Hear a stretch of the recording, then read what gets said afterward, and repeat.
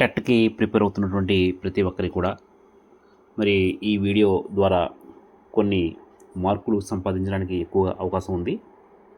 ఈ వీడియోని నిశితంగా క్షుణ్ణంగా పరిశీలించండి. ఇందులో చాలా బిట్స్ టెట్ ఎగ్జామ్లో రావడానికి అవకాశం ఉంది. సైకాలజీలో కొన్ని బిట్స్ విత్ ఎక్స్ప్రెషన్ ద్వారా, వివరణ ద్వారా మీకు అందించడం అనేది జరుగుతుంది. మొదటి ప్రశ్న మనం చూసినట్లయితే, రాధ మానసిక వయస్సు 10 సంవత్సరాలు 4 నెలలు, మరి శారీరక వయస్సు 8 సంవత్సరాల 4 నెలలు అయితే ఆమె ప్రజ్ఞాలబ్ధి ఎంత? చూడండి, ఆమె ప్రజ్ఞాలబ్ధి ఇక్కడ అడిగాడు. అయితే ఇది 124. అయితే దీని యొక్క వివరణ కూడా మనం చూద్దాం. 124 అనేది రైట్, ప్రజ్ఞాలబ్ధి 124 ఎలా వచ్చింది అనే ఎక్స్ప్లెనేషన్ మనం చూసినట్లయితే, ప్రజ్ఞాలబ్ధి ఐక్యూ గణించడానికి సూత్రం ప్రజ్ఞాలబ్ధి మానసిక వయస్సు శారీరక వయస్సు ఇంటూ 100. మానసిక వయస్సు 10 సంవత్సరాలు 4 నెలలు అయితే 104 నెలలు, మరి శారీరక వయస్సు 8 సంవత్సరాలు 4 నెలలు అంటే 100 నెలలు. కాబట్టి ప్రజ్ఞాలబ్ధి 124/100 ఇంటూ 100 అయితే ఇక్కడ మనకి 124 ఆన్సర్ అనేది వస్తుంది. రైట్. అయితే తర్వాత రెండో ప్రశ్న, 10వ తరగతి ఫెయిల్ అయిన అశ్విని అనే విద్యార్థిని ఇంటికి వచ్చి చిన్నపిల్లల ఏడుస్తూ ప్రవర్తించడం అనేది ఏ రక్షక తంత్రంగా చెప్పవచ్చు? ఇది హేతుకరణం ఇచ్చాడు, అలాగే విస్థాపనం ఇచ్చాడు, ప్రతిగమనం, ప్రక్షేపణం. మనకి 4 ఆప్షన్స్ ఇచ్చాడు. ఈ 4 ఆప్షన్స్లో మనం కరెక్ట్ ఆప్షన్ చూసుకున్నట్లయితే ప్రతిగమనం. రైట్, ప్రతిగమనం. మరి ఇది 10వ తరగతి ఫెయిల్ అయినటువంటి దీని యొక్క వివరణ చూసినట్లయితే, 10వ తరగతి ఫెయిల్ అయినటువంటి అశ్విని మరి ఇంటికి వచ్చి చిన్న పిల్లల్లా ఏడుస్తూ ఉండడం అనేది ప్రతిగమనం, రక్షతంత్రంగా ఉంటుందన్నమాట. మరి ఒక వ్యక్తి తమను బాధించే పరిస్థితి నుంచి తప్పించుకోవడానికి చిన్ననాటి ప్రవర్తనను తిరిగి వెళ్తారు. ఈ ప్రవర్తన ఒత్తిడి నుంచి ఉపశమనం పొందడానికి ఉపయోగపడుతుంది. కాబట్టి ఇది ప్రతిగమనం అనేది సరైనటువంటి సమాధానంగా మనం గుర్తించుకోవచ్చు. దీన్ని మనం నోట్ డౌన్ చేసుకోండి, చాలా ఇంపార్టెంట్ ఇది. మూడో ప్రశ్న, కింది వాటిలో ఉత్తమ అభ్యాసన అనుభవ లక్షణం కానిది? ఇందులోని ఉత్తమ అభ్యసన అనుభవ లక్షణం కానిది అని చూసినట్లయితే మనకి ఇక్కడ 4 ఆప్షన్స్ ఇచ్చాడు. ఆచరణాత్మకంగా ఉండాలి, అలాగే నిర్దేశించిన విషయం భాగానికి తగ్గట్టుగా ఉండాలి, అలాగే ఆశించిన మార్పును తీసుకురాగల సామర్థ్యం ఉండాలి, వైయక్తిక భేదాలు పరిగణలోకి తీసుకోకూడదు. ఇది డి అనేటువంటి విషయం. డి రైట్, వైయక్తిక భేదాలను పరిగణలోకి తీసుకోకూడదు. ఎందుకంటే ఉత్తమ అభ్యసన అనుభవ లక్షణం కాదు. అందువల్ల ఉత్తమ అభ్యసన అనుభవాలు విద్యార్థుల వైయక్తిక భేదాలను పరిగణలోకి తీసుకొని వాటికి అనుగుణంగా ఉండాలి. కాబట్టి ఇది వైయక్తిక భేదాల పరిగణలోకి తీసుకోకూడదు. 4వ ప్రశ్న చూద్దాం. ఉద్వేగ కేదర్శనలో ఇమిడి ఉండే ప్రక్రియ. చూడండి, ఉద్వేగ కేదర్శనలో ఇమిడి ఉండేటువంటి ప్రక్రియ ఏది అంటే మనం అంతర్దృష్టి ప్రక్రియ, అలాగే అభ్యసనం, వికాసం, పరిపక్వత అనేటువంటి 4 ఆప్షన్స్ ఇచ్చాడు ఇక్కడ. ఈ 4 ఆప్షన్స్లో మనం కరెక్ట్ అయిన ఆన్సర్ చూసినట్లయితే ఇది అభ్యాసనం, అంతర్దృష్టి. రైట్, అంతర్దృష్టి అభ్యాసనం. ఎందుకంటే అంతర్దృష్టి అభ్యాసనం ఎందుకైంది అనే విషయం చూసినట్లయితే ఇక్కడ మన ఎక్స్ప్రెషన్లో చాలా క్లియర్గా చెప్పాడు. ఉద్వేగ కేదర్శీన్ అనేది అంతర్దృష్టి, ఇన్సైట్ అనే ప్రక్రియ ఇమిడి ఉంటుంది. అంతర్దృష్టి అనేది ఒక సమస్యకు లేదా పరిస్థితికి ఆకస్మికంగా ఒక పరిష్కారం కనుగొనడం, హఠాత్తుగా ఒక పరిష్కారం కనుక్కుంటాడు అనమాట. అలాగే వ్యక్తి తనలో ఉన్న ప్రతికూల ఉద్వేగాలకు కారణాన్ని గుర్తించి వాటిని విడుదల చేయడానికి ఒక మార్గాన్ని కనుక్కుంటాడు. ఇది ఉద్వేగ కేదర్శన్ ప్రక్రియలో ఒక అంతర్భాగంగా చెప్పవచ్చు. అందువల్ల మనం ఈ ప్రశ్నకి సరైన జవాబు చూసుకుంటే అంతర్దృష్టి. ఉద్వేగ కేదర్శన్లో ఇమిడి ఉండే ప్రక్రియ ఏది అంటే మనం అంతర్దృష్టి అనే ఆప్షన్ని ఎంచుకున్నట్లయితే ఇది సరైన జవాబు. తర్వాత మనం 5వ ప్రశ్న చూసుకుందాం. 5వ ప్రశ్న ఏమిటి? ప్రతిభావంతులకు ఏ విధమైన విద్యా ప్రణాళిక పద్ధతి విసుగు తెప్పిస్తుంది? చూడండి, ప్రతిభావంతులకు ఒక ప్రణాళిక, విద్యా ప్రణాళిక విసుగు తెప్పిస్తుంది. ఏంటి అన్నట్లయితే మనకు ఇక్కడ 4 ఆప్షన్స్ ఇచ్చాడు. ఏ చూసుకున్నట్లయితే ఏకకేంద్ర పద్ధతి, యూనిట్ పద్ధతి, సహ సంబంధ పద్ధతి, శీర్షిక పద్ధతి, ఏబిసిడి ఈ విధంగా 4 ఇచ్చాడు. ఇందులో మనం ఏకకేంద్ర పద్ధతి అనేటువంటి చూసినట్లయితే ఇది సరైన జవాబా కాదా అని చూసినట్లయితే సరైన జవాబు. రైట్. మరి ఏకకేంద్ర పద్ధతి ఎందుకు సరైన జవాబు అని చూసినట్లయితే ఏకకేంద్ర పద్ధతి మరి ఈ పద్ధతిలో ఒక అంశాన్ని ప్రతి సంవత్సరం మళ్ళీ మళ్ళీ బోధించడం వల్ల ప్రతిభావంతులైన విద్యార్థులు విసుగు తెప్పిస్తుంది. ఎందుకంటే వాళ్ళు ఆల్రెడీ జ్ఞానం సంపాదించి ఉంటారు కాబట్టి అటువంటి చెప్పింది మళ్ళీ మళ్ళీ చెప్తే వాళ్ళకి విసుగు వస్తుంది కాబట్టి వారు వేగంగా నేర్చుకుంటారు. ప్రతిభావంతులు వేగంగా నేర్చుకుంటారు ఏదైనా సరే. కాబట్టి ఈ పద్ధతి బోధనలో వారికి అభ్యసన వేగానికి సరిపోదు. అందువల్ల ఏకకేంద్ర పద్ధతి అనేది సరైన జవాబుగా మనం గుర్తించవచ్చు. ఆరో ప్రశ్న చూసినట్లయితే, ఒక శిశువు ఏడుస్తున్న వేరొక శిశువుకు తన వద్ద ఉన్న బొమ్మను ఇవ్వడం ద్వారా ఓదార్చేందుకు ప్రయత్నించిన శిశువు ప్రవర్తన దేన్ని తెలుపుతుంది? చూడండి, ఒక శిశువు ఏడుస్తుంటే మరొక పాప తన దగ్గర ఉండే బొమ్మను ఇవ్వడం జరిగింది. అయితే అటువంటి ప్రవర్తన దేన్ని తెలుపుతుంది అని చాలా చక్కటి ప్రశ్న అడిగాడు ఇక్కడ. ఏబిసిడిలో చూసినట్లయితే ఏ సాంఘిక ఉద్వేగ వికాసం, నైతిక వికాసం, మానసిక వికాసం, శారీరక వికాసం. ఈ నాలుగిట్లో సాంఘిక ఉద్వేగ వికాసం అనేటువంటి సరైనటువంటి ఆప్షన్గా మనం ఎన్నుకోవచ్చు. రైట్.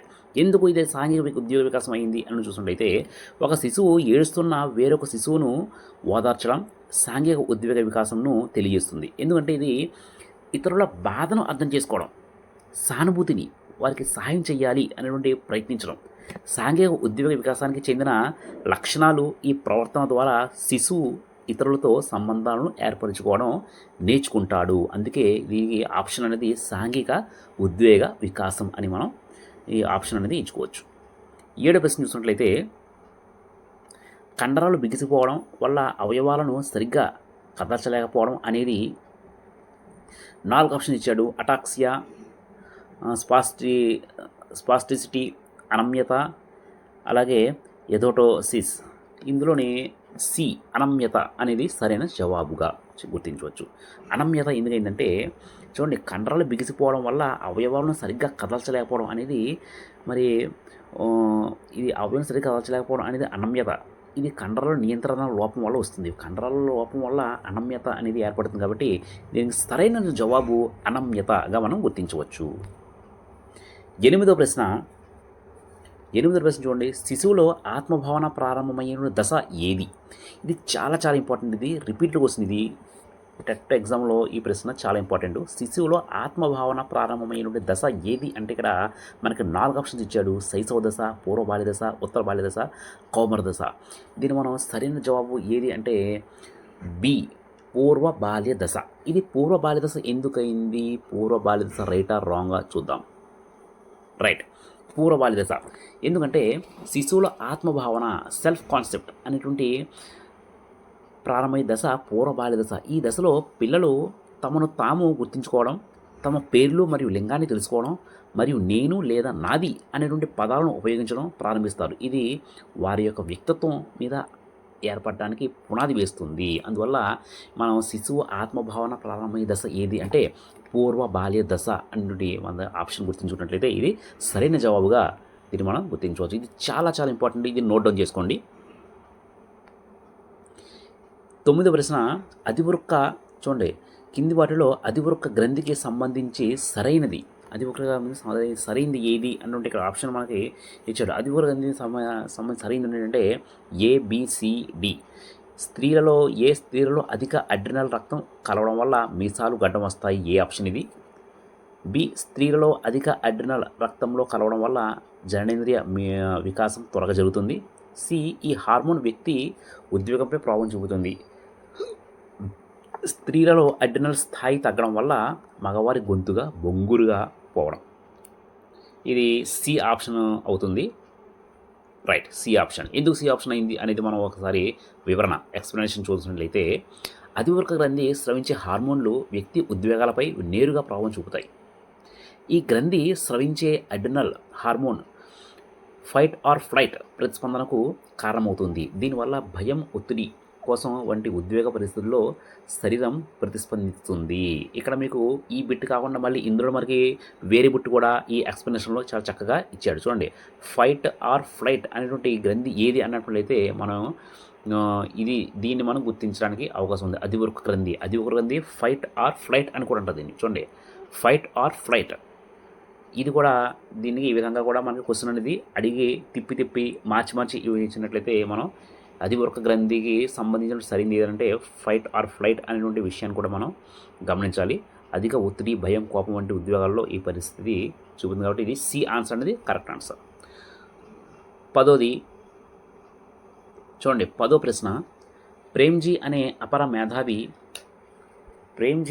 అపర మేధావి సాఫ్ట్వేర్ రంగంలో అగ్రగణ్యుడిగా ఎదగడానికి గల కారణాలను సమగ్రంగా అధ్యయనం చేయడం. అంటే ఒక వ్యక్తి చాలా అగ్రగణ్యుడి వ్యక్తి, అతని యొక్క కారణాలు, అతను ఏ విధంగా ఎలా ఎదిగాడు అంత హుందాగా అనేటువంటి విషయాన్ని మనం అతని గురించి అధ్యయనం చెయ్యాలి. అంటే ఎలా అధ్యయనం చేయాలి అనేటువంటి ఇక్కడ మనం 4 పద్ధతులు ఇచ్చాడు. కేస్ స్టడీ, పరిశీలన పద్ధతి, ప్రయోగ పద్ధతి, సర్వే పద్ధతి. మనం కేస్ స్టడీ దీన్ని తీసుకోవచ్చు. A option case study. దీన్ని వ్యక్తి అధ్యయన పద్ధతి అంటాడు అని కూడా అనవచ్చు. Case study, yes. Case study ఈ పద్ధతిలో వ్యక్తి లేదా ఒక సందర్భం గురించి సమగ్రంగా లోతుగా అధ్యయనం చేస్తారు. ప్రేమ్జీ ఒక అపర మేధావిగా సాఫ్ట్వేర్ రంగంలో అగ్రగణ్యుడిగా ఎలా ఎదిగారు అనే విషయాన్ని అధ్యయనం చేయడానికి ఈ పద్ధతి అత్యంత అనుకూలమైంది. ఇది అతని బాల్యం, విద్య, ఎదుర్కొన్న సవాళ్లు, అతని వ్యక్తిత్వం వంటి అంశాలను కూడా వివరంగా విశ్లేషిస్తుంది. కాబట్టి కేస్ స్టడీ అనేది మనం సరైన ఆప్షన్గా ఎంచుకుంటే అది సరైన జవాబుగా ఉంటుంది. 11వ ప్రశ్న చూద్దాం. సరికాని ప్రవచనం ఏది? చూడండి, ఇక్కడ మనకి 4 ఆప్షన్స్ ఇచ్చాడు. ఈ 4 ఆప్షన్స్లో కూడా సరికాని ప్రవచనం గురించి అడిగాడు. సరికాని ప్రవచనం అంటే ఇక్కడ ఏబిసిడి అంటే ఈ బి థైరాయిడ్. చూడండి, థైరాయిడ్ గ్రంథి తక్కువగా స్రవిస్తే ప్రభావశీలుగా తయారవుతారు అనేటువంటి ఆప్షన్ అనేది సరికాదు. ఎందుకు సరికాదు అనేది కూడా చూద్దాం. ఇది రైటా రాంగ్ అనేది. రైట్ అయింది కాబట్టి ఇది ఎందుకు కాదనేది ఎక్స్ప్లెనేషన్ మనం చూద్దాం సారి. థైరాయిడ్ గ్రంథి తక్కువగా స్రవిస్తే ప్రభావశీలుగా తయారవుతారు అనేది సరికాని ప్రవచనం. ఎందుకంటే థైరాయిడ్ గ్రంథి తక్కువగా స్రవిస్తే జీవక్రియ మందగిస్తుంది. అలాగే వ్యక్తి బద్ధకం, నిష్క్రియాశీలుగా ఉంటాడు. అధికంగా స్రవిస్తే మాత్రమే వ్యక్తి ప్రభావశీలుగా ఉంటాడు. కాబట్టి ఇది సరికాదు. 12వ ప్రశ్న. నమూనా అభ్యాసనంలో నమూనా కానిది. చూడండి, నమూనా అభ్యాసం చాలా ఇంపార్టెంట్ ప్రశ్న ఇది. ప్రతి సంవత్సరం కూడా ఇటువంటి బిట్స్ అడుగుతుంటారు. కాబట్టి నమూనా అభ్యాసంలో నమూనా కానిది ఎవరంటే ఉపాధ్యాయుడు, విద్యార్థి, తల్లిదండ్రులు, చారిత్రక పురుషులు. మనకు 4 ఆప్షన్స్ ఇచ్చాడు. ఈ 4 ఆప్షన్స్ సరైన ఆప్షన్ అయితే నేను అనుకుంటున్నాను ఇక్కడ విద్యార్థి. చూద్దాం రైట్ రాంగ్ అనేది. రైట్. విద్యార్థి ఎందుకైంది అనే విషయం చూసినట్టయితే నమూనా అభ్యాసనం, నమూనా అంటే ఇతరులు అనుసరించడానికి ఆదర్శంగా నిలిచే వ్యక్తి, ఉపాధ్యాయులు, తల్లిదండ్రులు మరియు చారిత్రక పురుషులు నమూనాలు వ్యవహరిస్తారు. కానీ విద్యార్థి సాధారణంగా నమూనా అభ్యాసనంలో అభ్యసించే వ్యక్తిగా ఉంటాడు. కాబట్టి నమూనాగా కాదు. కాబట్టి నమూనా కానిది మనకి విద్యార్థి. నమూనా కానిది ఎవరండి? విద్యార్థి. కాబట్టి ఇది బి ఆప్షన్ సరైన ఆప్షన్గా మనం ఎంచుకోవాలి. 13వ ప్రశ్న చూడండి, సంశ్లేషణ పద్ధతిలో దేనికి ఎక్కువ ప్రాధాన్యత ఉంటుంది? సంశ్లేషణ పద్ధతిలో ఎక్కువ ప్రాధాన్యత ఉంటుందంట. దేనికి ఇక్కడ ఇచ్చాడు చూడండి. ఆలోచన, వివేచనం, స్మృతి, సృజనాత్మకత. చూడండి 4 ఆప్షన్స్ ఇచ్చాడు. ఈ 4 ఆప్షన్స్లో కూడా సరైనటువంటి ఆప్షన్ చూసినట్లయితే మరి సృజనాత్మకత అని అనుకుంటున్నాను. చూద్దాం. రైట్, సృజనాత్మకత. ఎందుకు సృజనాత్మకత అయింది? ఎక్స్ప్లెనేషన్ చూసినట్లయితే సంశ్లేషణ పద్ధతి అనేది వేర్వేరు చిన్న భాగాలను కలిపి ఒక సమగ్రమైన అంశాన్ని లేదా జవాబును రూపొందించి ప్రక్రియ. ఈ పద్ధతిలో విద్యార్థులు తాము నేర్చుకున్న వివిధ అంశాలను ఒక కొత్త ఆలోచన లేదా నూతన పరిష్కారంగా మరి మార్చాల్సి ఉంటుంది. దీనికి సృజనాత్మకత చాలా అవసరం. అందువల్ల సృజనాత్మకత అనేది ఆప్షన్ సరైన ఆప్షన్. సంశ్లేషణ పద్ధతిలో ఎక్కువ ప్రాధాన్యత అనేది సృజనాత్మకత ఉంటుంది. రైట్. తర్వాత 14వ ప్రశ్న చూద్దాం. చూడండి, ఇక్కడ ఇది చాలా ఇంపార్టెంట్ ప్రశ్న. ఇటువంటి ప్రశ్న కూడా మనకి టెట్ ఎగ్జామ్లో అడగడానికి అవకాశం ఉంది. టండ్రా ప్రాంతంలో నివసించే లావులు, ఎస్కోమాలకు జన్మించే సంతానం కూడా వారి మాదిరిగా పొట్టిగా ఉండడం ఏ సూత్రానికి సంబంధించింది? సారూప్య సూత్రం, వికాస క్రమ సూత్రం, ప్రతిగమన సూత్రం, వైవిధ్య సూత్రం. 4 ఆప్షన్స్లో సరైనటువంటి ఆప్షన్ అనేది సారూప్య సూత్రం. చూద్దాం. రైట్, సారూప్య సూత్రం. చూడండి, ఇది ఎందుకు అయింది అనేది ఎక్స్ప్లెనేషన్లో మనం చూసినట్లయితే టండ్రా ప్రాంతంలో ప్రజలు మాదిరిగానే వారి పిల్లలు కూడా పొట్టిగా జన్మించడం సారూప్య సూత్రంను సూచిస్తుంది. ఈ నియమం ప్రకారం తల్లిదండ్రుల లక్షణాలు సంతానానికి సంక్రమిస్తాయి. ఒక జాతిలోని లక్షణాలు వారి వారసులకు కూడా అదే విధంగా సంక్రమిస్తాయి. ఈ నియమం అనువంశికత ప్రభావాన్ని స్పష్టంగా తెలియజేస్తుంది. కాబట్టి ఇది సారూప్య సూత్రం. టంటర ప్రాంతంలో నివసించే లావులు, ఎస్కిమోలు జన్మించిన సంతానం వారిలాగే డీటెయిల్గా పొట్టిగా ఉంటే అది సారూప్య సూత్రం. కానీ వారిలా కాకుండా వేరేలాగా ఉంటే అది వ్యక్త్యంతర భేదం అవుద్దనమాట. అది కూడా అటువంటి బిట్లు కూడా వస్తుంటాయి. ఈ బిట్ మాత్రం వారిలాగే మీరు ఇక్కడ చాలా జాగ్రత్తగా గమనించిన విషయం ఏంటంటే వారిలాగే జన్మిస్తే అది సారూప్య సూత్రం అనే విషయాన్ని మీరు గమనించాలి. ఇది ఏ ఆన్సర్ అనేది సరైనటువంటి ఆన్సర్గా మనం దీన్ని ఎన్నుకోవాలి. 15వ ప్రశ్న, ఒక బాలుడి వికాస దశకు సంబంధించి సరికాని వాక్యం ఏది? ఒక బాలుడి వికాస దశకు సంబంధించి సరికాని వాక్యం.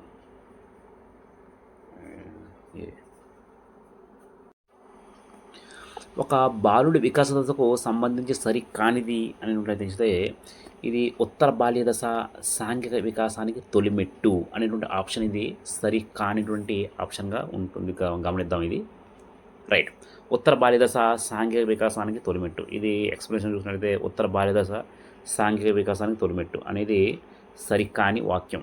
సాంఘిక వికాసం నిజానికి తొలి బాల్య దశ నుంచే ప్రారంభమవుతుంది. ఎందుకంటే పిల్లలు అప్పుడు కుటుంబ సభ్యులతో తోటి వారితో సంభాషించడం ప్రారంభిస్తారు. ఉత్తర బాల్య దశలో సాంఘిక వికాసం మరింత బలంగా అభివృద్ధి చెందుతుంది, కానీ అది తొలిమెట్టు కాదు. 16వ ప్రశ్న చూద్దాం. 16వ ప్రశ్న, ఒక కిలో దూది బరువ ఇనుము బరువ అంటే దూది బరువు ఎక్కువగా అనే దశ. దూది బరువు ఎక్కువ అనే దశ. మరి ఇది ఆన్సర్ అంటే పూర్వ ప్రచాలక దశ, మూర్త ప్రచాలక దశ, అలాగే అమూర్త ప్రచాలక దశ, ఇంద్రియ చాలక దశ. ఈ 4 ఆప్షన్స్లో పూర్వ ప్రచాలక దశ అనేటువంటి ఆప్షన్ కరెక్ట్ ఆన్సర్ చూసుకుందాం. రైట్. పూర్వ ప్రచాలక దశ. ఒక కిలో దూది బరువ ఇనుము బరువ అంటే దూది బరువు ఎక్కువ అని చెప్పే దశ పూర్వ బాల్య దశ. పూర్వ ప్రచాలక దశ.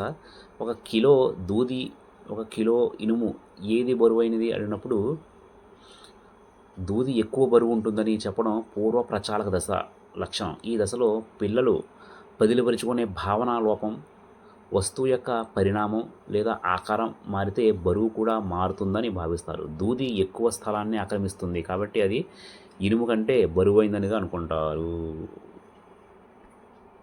17వ ప్రశ్న, మూర్తిమత్వం ఒక స్వీయ చేతనత్వం, ఆత్మ కేంద్రీకత్వం, గమ్య నిర్దేశకం అన్నీ. ఇక్కడ మనకి 4 ఆప్షన్ ఇచ్చారు కాబట్టి ఇది గమ్య నిర్దేశకం అనేటువంటి సి ఆప్షన్ అనేది వాళ్ళకి కరెక్ట్ అయిన ఆన్సర్ చూద్దాం. సి. రైట్. మూర్తిమత్వం ఒక గమ్య నిర్దేశకం అనేది ఎక్స్ప్లెనేషన్ చూసినట్లయితే ఎందుకు అయింది ఇది? మూర్తిమత్వం అనేది గమ్య నిర్దేశకం. ఇది వ్యక్తిలోని లక్ష్యాలను నిర్దేశించి వాటిని సాధించడానికి అతడిని ప్రేరేపిస్తుంది. వ్యక్తి యొక్క ఆలోచనలను, భావనలను మరియు చర్యలను ఒక నిర్దిష్ట లక్ష్యం వైపుగా మళ్లిస్తుంది. కాబట్టి మూర్తిమత్వం ఒక గమ్య నిర్దేశంగా దీనికి మనం ఎంపిక చేసుకోవడం ఉంది. 18వ ప్రశ్న, ఉద్వేగ ఒత్తిడి నుంచి మనల్ని మనం కాపాడుకోవడం కోసం చేసే కృత్యాన్ని ఏమంటారు? ఇది దమనం, ప్రక్షేపణం, ప్రాయశ్చిత్తం, ఎమోషనల్ కేదర్సింగ్. 4 ఆప్షన్లు ఇచ్చాడు ఏబిసిడి. 4 ఆప్షన్లో ఎమోషనల్ కేదర్సిన్ అనేది సరైన జవాబుగా మనం ఎన్నుకోవాలి. ఇది రైట్ ఆన్సర్. రైట్. ఎందుకు ఇది ఆన్సర్ రైట్ అయింది చూసినట్లయితే ఎమోషనల్ కేదర్సిన్ ఉద్వేగ ఒత్తిడి నుంచి మనల్ని మనం కాపాడుకోవడం కోసం చేసే కృత్యాన్ని ఎమోషనల్ కేదర్సిన్ అని అంటారు. ఈ కృత్యం ద్వారా ఒక వ్యక్తి తనలో ఒత్తిడి, బాధ లేదా నిరాశ వంటి ప్రతికూల ఉద్వేగాలను తగ్గించడానికి, అణిచివేయబడిన భావాలను విడుదల చేయడానికి ఒక ప్రత్యామ్నాయ ఆమోద్యమైన మార్గాన్ని ఎంచుకుంటాడు ఎమోషనల్ కేదర్సిన్. 19వ ప్రశ్న, కింది వాటిలో పరిశీలించండి. పెరుగుదల వికాసంలో ఒక భాగం, బి పెరుగుదల ఒక సంపూర్ణ ప్రక్రియ, సి పరిపక్వత, ఎఫ్ వికాసం ఇంటూ అభ్యసనం, డి వికాసం పెరుగుదలలో ఒక భాగం. సరికాని దాన్ని గుర్తించండి. సరికాదు అంటే ఇది ఇక్కడ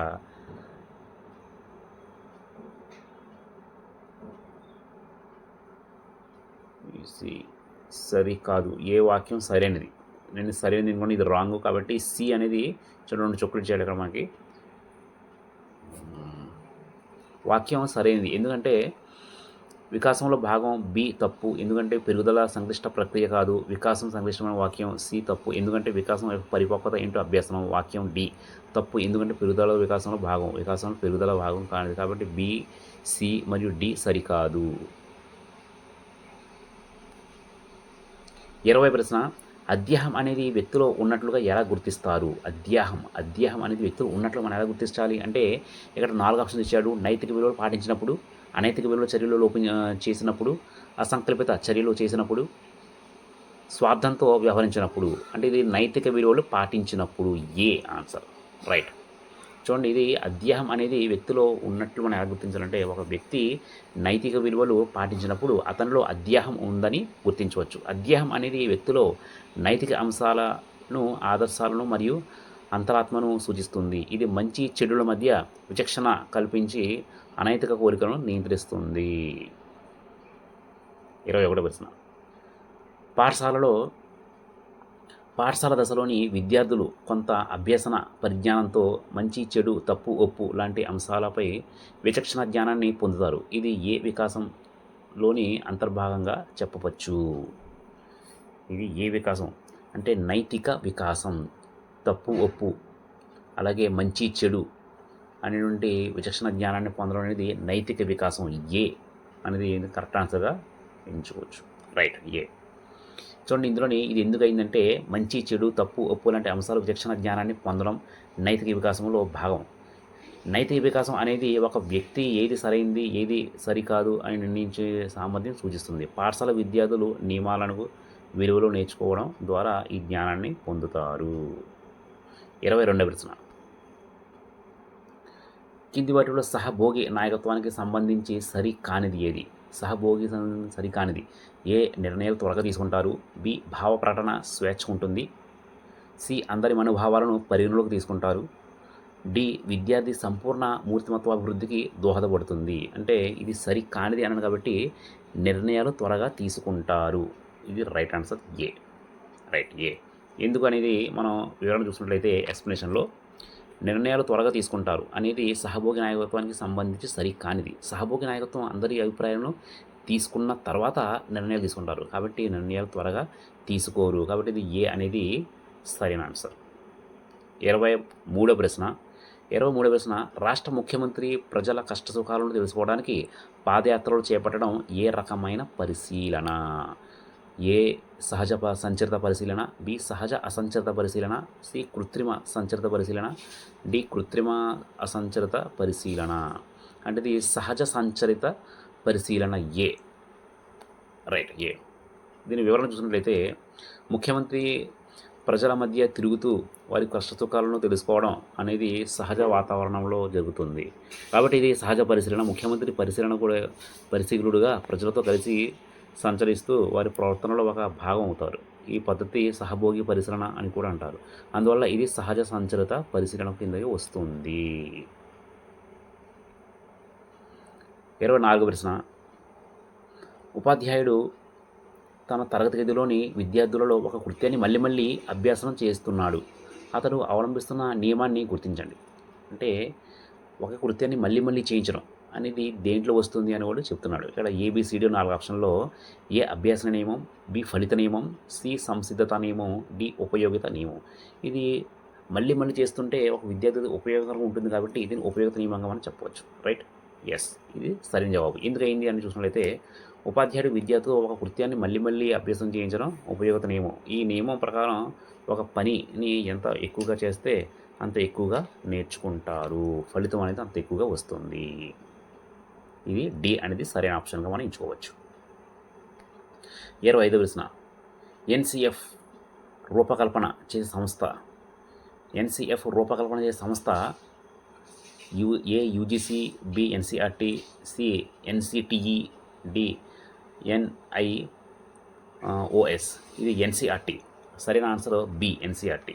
right, NCERT national curriculum framework అనేది రూపకల్పన చేసే సంస్థ ఎన్సీఆర్టీగా దీన్ని మనం సరైన జవాబుగా ఎంచుకోవాలి. సరైన ఆన్సర్ అనేది బి ఎన్సీఆర్టీ. 26, అన్ని సంస్కృతులు భాషలు వారికి వీలుగా తయారు చేసే ప్రజ్ఞా పరీక్ష ఇది సరైన జవాబు. రావణ్ స్టాండర్డ్ ప్రోగ్రామ్ పరీక్ష ఇది సరైన జవాబుగా ఎంచుకోవాలి మనం. బీనే స్వయం పరీక్ష కాదు, అలాగే వెస్ట్లర్ ప్రజ్ఞా పరీక్ష కాదు, భాటియా ప్రజ్ఞా మాపని కూడా కాదు. రావణ్స్ స్టాండర్డ్ ప్రోగ్రామ్ పరీక్ష. ఎస్, అన్ని సంస్కృతులు భాషలు వారికి వీలుగా తయారు చేసే ప్రజ్ఞా పరీక్ష రావణ్ స్టాండర్డ్ ప్రోగ్రామ్ పరీక్ష, మాటన పరీక్ష. ఈ పరీక్షలో నమూనాలు మరియు చిత్రాలు ఉపయోగించి ప్రజ్ఞను మాపనం చేస్తారు. కాబట్టి దీనిలోని భాషా వినియోగం ఉండదు. కాబట్టి ఇది B, Raven's standard progressive matrices పరీక్ష. బి సరైన జవాబు. 27. విద్యార్థికి హైదరాబాద్ అనగానే చార్మినార్, ఆగ్రా అనగానే తాజ్మహల్ గుర్తు రావడంతో నిజమైన స్మృతి సంసర్గస్మృతి. B right answer. ఎస్, విద్యార్థి హైదరాబాద్ అనగానే చార్మినార్, ఆగ్రా అనగానే తాజ్మహల్ గుర్తు రావడం అనేది సంసర్గస్మృతి. సంస్కృతి అంటే విషయంలో మరొక విషయంలో అనుసంధానం చేయబడి గుర్తించుకోవడం. కాబట్టి ఇక్కడ విద్యార్థి హైదరాబాద్ అనగానే చార్మినార్, ఆగ్రా అనగానే తాజ్మహల్ గుర్తు రావడంతో నిజమైన స్మృతి ఏది? సంసర్గస్మృతి. రైట్.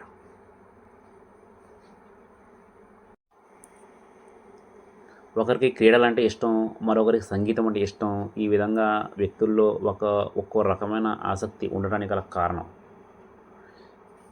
వ్యక్త్యంతర భేదాలు, వ్యక్తి అంతర్గత భేదాలు, సహజ సామర్థ్యాలు, అభిరుచులు. 4 ఆప్షన్లు ఇచ్చాడు. 4 ఆప్షన్లు కరెక్ట్ ఆన్సర్ అనేది వ్యక్తంతర భేదాలు. చూడండి, ఒక వ్యక్తికి చూద్దాం రైట్ ఆన్సర్ రావచ్చు. రైట్.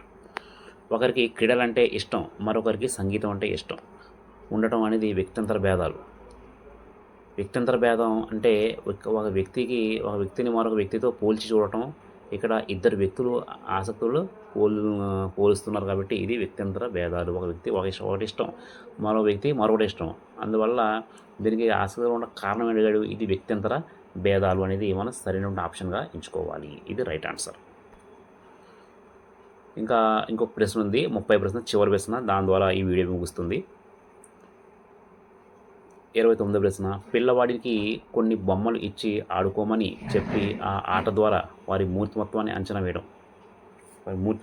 వేయడం అనేది ప్రక్షేపక పరీక్ష, ఆత్మకథ పద్ధతి, శోధన సూచిక, ప్రక్షేపక నాటిక. ఇది ప్రక్షేపక పరీక్ష. ఏ రైట్. చూడండి, పిల్లవాడికి కొన్ని బొమ్మలు ఇచ్చి ఆడుకోమని చెప్పి ఆట ద్వారా వారి మూర్తిమత్వం అంచనా వేయడం అనేది ప్రక్షేప పరీక్ష. ఎందుకైంది ప్రక్షేప పరీక్ష అనేది? పిల్లవాడికి బొమ్మలు ఇచ్చి ఆ ఆట ద్వారా వారి మూర్తిమత్వాన్ని అంచనా వేయడం ప్రక్షేప పరీక్ష కిందకు వస్తుంది. ఈ పద్ధతిలో పిల్లలు తమ అంతర్గత భావాలు, కోరికలు మరియు ఆలోచనలను బొమ్మల